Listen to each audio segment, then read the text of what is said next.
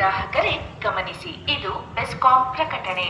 ಗೃಹ ಜ್ಯೋತಿ ಫಲಾನುಭವಿಗಳ ಪರಿಶೀಲನೆಗಾಗಿ ಮೀಟರ್ ರೀಡರ್ಗಳು ನಿಮ್ಮ ಮನೆ ಬಾಗಿಲಿಗೆ ಬರಲಿದ್ದಾರೆ. ಅಗತ್ಯ ದಾಖಲೆಗಳನ್ನು ಸಿದ್ಧವಾಗಿಟ್ಟುಕೊಂಡು ದಯಮಾಡಿ ಸಹಕರಿಸಿ.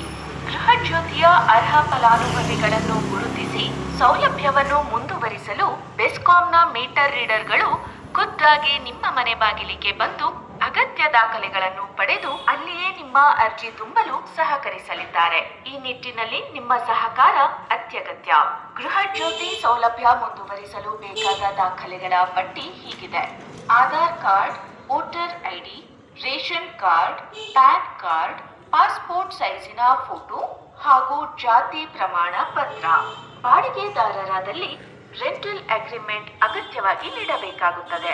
ಈ ಪರಿಶೀಲನಾ ಪ್ರಕ್ರಿಯೆಗೆ ನಮ್ಮ ಬೆಸ್ಕಾಂ ಗ್ರಾಹಕರು ದಯಮಾಡಿ ಸ್ಪಂದಿಸಿ ಈ ಕಾರ್ಯವನ್ನು ಯಶಸ್ವಿಯಾಗಿಸಲು ಸಹಕರಿಸಬೇಕಾಗಿ ವಿನಂತಿಸಲಾಗಿದೆ. ಇದು ಬೆಸ್ಕಾಂ ಪ್ರಕಟಣೆ. ಧನ್ಯವಾದಗಳು.